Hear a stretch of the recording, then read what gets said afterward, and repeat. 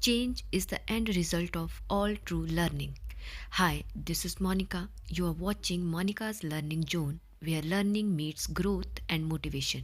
Our today's topic is about models for assessing the components of reading, पठन के तत्वों का आकलन करने के प्रतिमान, जिसमें कि हम जो मेन टॉपिक है वो रहेगा आज कंपोनेंट्स ऑफ रीडिंग, पठन के तत्व। चलिए डिस्कस करते हैं।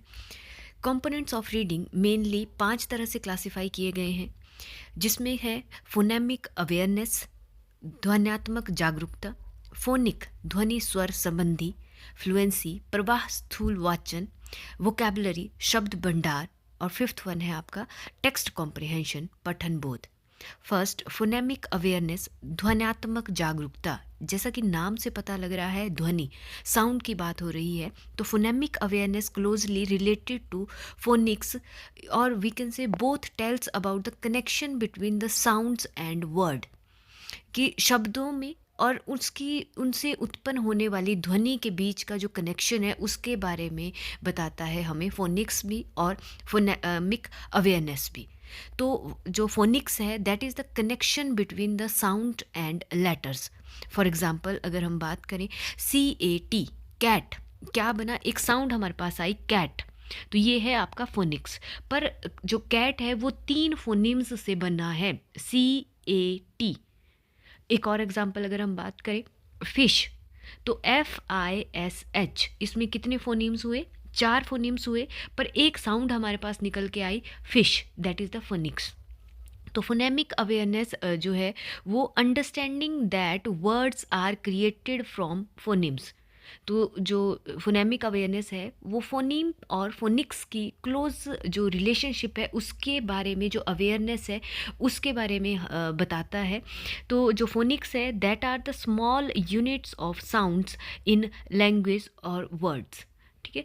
नेक्स्ट जो फोनेमिक अवेयरनेस है is the ability to analyse and manipulate individual sound in words, कि ये एबिलिटी है किसी एक इंडिविजुअल की कि वो कितना एनालाइज करता है, कितना मैनिपुलेट करता है साउंड्स इन वर्ड्स। सेकंड है ability to count the number of sounds, कि कितनी साउंड आ रही है, कितने उसमें अल्फ़ाबेट्स हैं बट साउंड कितने शब्द उसमें निकल के आ रहे हैं। Identify the beginning middle and ending sounds, कि किसी एक वर्ड में है तो उसका जो एंड है वो क्या है, कौन सा शब्द है। तो मतलब लाइक जैसे मैंने कहा किटन, तो एंड मीन्स किटन, न आ गया, मिडल ट, और स्टार्टिंग क। तो उसी तरह से इन सब की आइडेंटिफिकेशन भी फोनेमिक अवेयरनेस में आती है। सेगमेंट, ब्लेंड और add and delete sounds in word. जैसे ब्लेंड में कहा CAT, अलग अलग पहले हमने अल्फ़ाबेट्स बच्चों को कराया A to Z, फिर मैंने कहा C+A+T क्या बन गया, कैट। उसी तरह S+K+Y क्या बना, स्काई। ब्लेंडिंग करना या डिलीट करना, कि किसी साउंड को जैसे डिलीट करना, जैसे कि मैंने एक शब्द कहा स्टैंड, STAND, अब मैंने T डिलीट कर दिया तो मेरे पास क्या साउंड बन रही है, सैंड। क्या शब्द बना मेरे पास, सैंड, तो उसकी जो साउंड आएगी वो क्या आएगी, सैंड। तो इस सब के बारे में जो है कौन बताता है हमें, फोनेमिक अवेयरनेस। फोनेमिक अवेयरनेस के जो लेवल्स हैं वो है फर्स्ट वन, जैसे अवेयरनेस ऑफ राइमिंग वर्ड्स, तो ये 3 से 4 साल के बच्चों में आ जाती है। जैसे red bed, blue glue, nail tail, cow now. तो इस तरह से जो राइमिंग वर्ड्स की पहचान से, ये भी फोनेमिक अवेयरनेस है। अवेयरनेस ऑफ सिलेबल्स, शब्दांश का, जैसे 4 से 5 साल के बच्चों में। जैसे रेनबो, तो वर्ड मेकिंग इसमें आती है, वर्ड मेकिंग। जैसे लाइक एक मैं उदाहरण अगर इसमें लूँ, टेक्स्ट और बुक, दोनों शब्दों को, जो 2 अलग अलग वर्ड है मैंने इनको कंबाइन किया तो हमारे पास एक नया शब्द बन गया, टेक्स्ट बुक। नेक्स्ट है awareness of ऑनसेट्स and rhyme sounds substitutions, कि देखो मैंने एक वर्ड दिया एट, अब उसके अगर मैं पहले F लगा रही हूँ तो बन गया फैट, अगर C लगा रही हूँ तो कैट, और अगर मैंने T लगा दिया तो टैट, है ना। तो उस इस तरह जैसे R लगा दिया तो बन गया रैट। मतलब कि एडिशन, सब्स्टिट्यूशन, की एट एक कॉन्स्टिट्यूशन, मतलब एक कांस्टेंट मैंने रखा एट, उसमें मैं एक एक अल्फ़ाबेट ऐड कर रही हूँ। एफ ऐड किया फैट, सी किया कैट, है ना, एस ऐड किया सैट, आर ऐड किया रैट। नेक्स्ट है जो लेवल है that is the sound isolation, मतलब अवेयरनेस ऑफ बिगिनिंग मिडल और एंडिंग की आती है। जैसे मैंने इसमें आपको पहले भी कहा, जैसे किटन में तो मैंने एकदम से बच्चे से पूछा एंड कहाँ से हो रहा है, तो एंडिंग मीन न, एन। और नेक स्टार्टिंग एन। और जॉब मैंने कहा एंड ब। तो मतलब बच्चा जो है वहाँ पे एक शब्द को समझे कि उसकी क्या साउंड कर रही है, कौन सी साउंड कर रही है, और उसको हम किस तरह से जो लिखेंगे। ये सारे लेवल्स किस में आ रहे हैं हमारे पास, फोनेमिक अवेयरनेस में। सेकेंड है फोनिक्स, ध्वनि स्वर संबंधी, the application of phonetics to the art of reading. अब फोनेटिक्स क्या हुआ? Phonetics means the study and science of speech sounds and their production and science use to represent them. और in simplest word अगर मैं बात करूँ, it is the scientific study of speech sound of a language, कि किस तरह से हम जो है बोल रहे हैं, क्या उसकी जो साउंड आ रही है किसी एक पर्टिकुलर लैंग्वेज की, उसको क्या कहा? फोनेटिक्स। और फोनिक्स, अब एक और फिर से मैं बात कर रही हूँ, फोनिक्स क्या बताया हमने, पहले भी डिस्कस किया।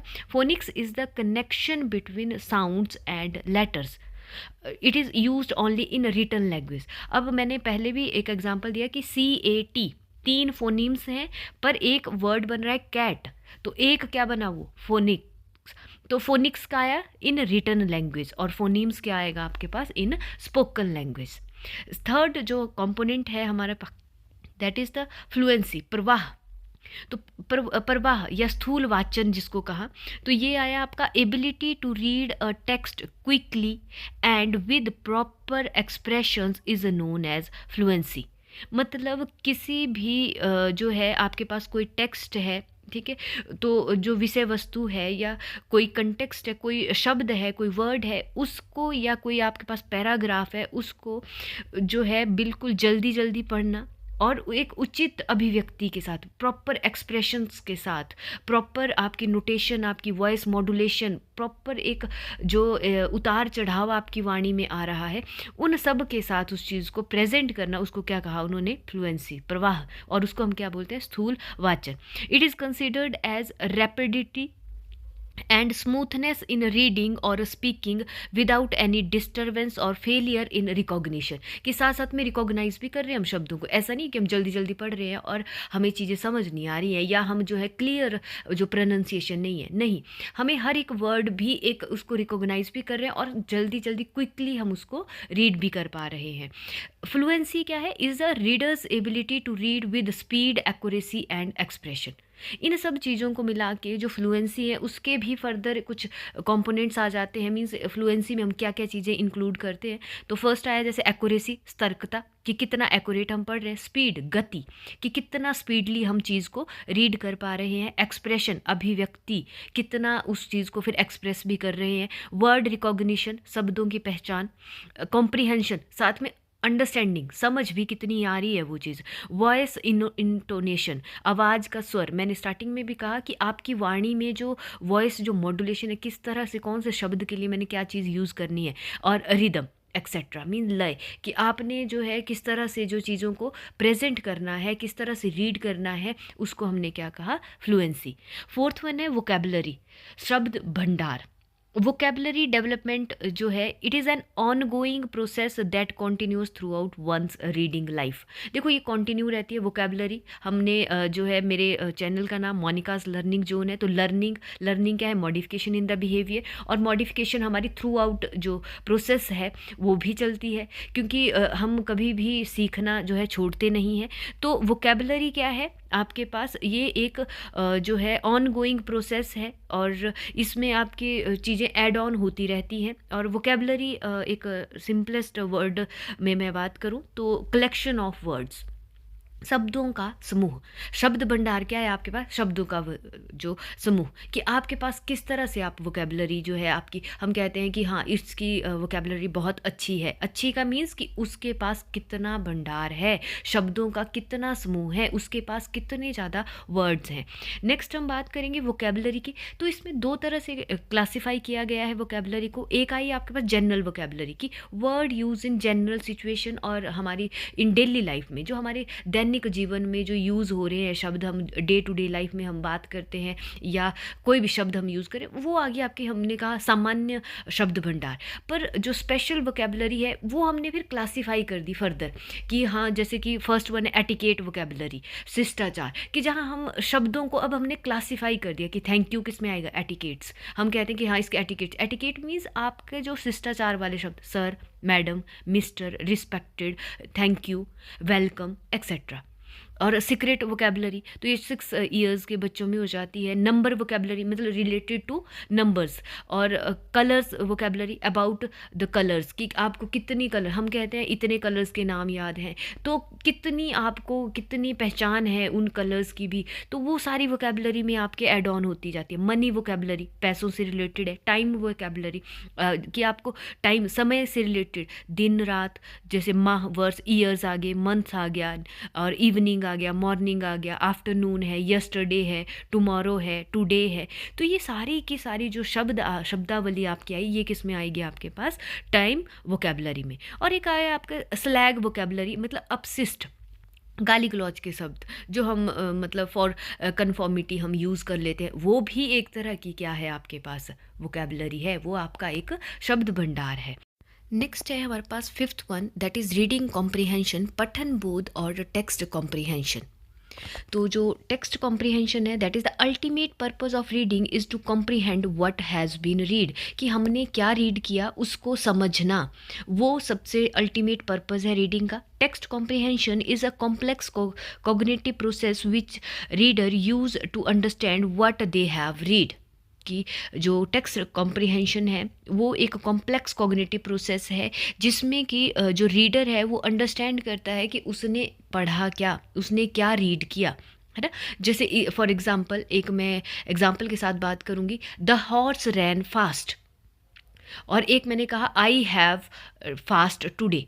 तो एक ही शब्द फास्ट है, पर किस कंटेक्स्ट में बात कही जा रही है, उसका जो मीनिंग है वो चेंज हो गया, तो वो अंडरस्टैंड कर पा रहा है रीडर, तो वो चीज़ किस में आएगी, रीडिंग कॉम्प्रिहेंशन में। Reading comprehension involves understanding the meaning of content, vocabulary, grammatical structure, concepts and relationship between sentences and clause.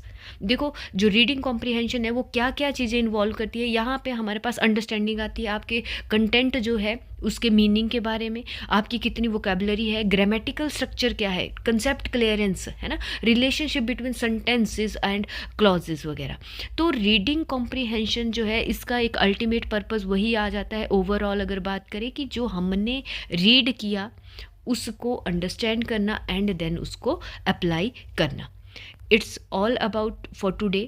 For detailed notes and clear understanding, I recommend checking out my book Text Reading and Reflection on True Edu app, जिसका link मैं आपको description box में share कर दूंगी।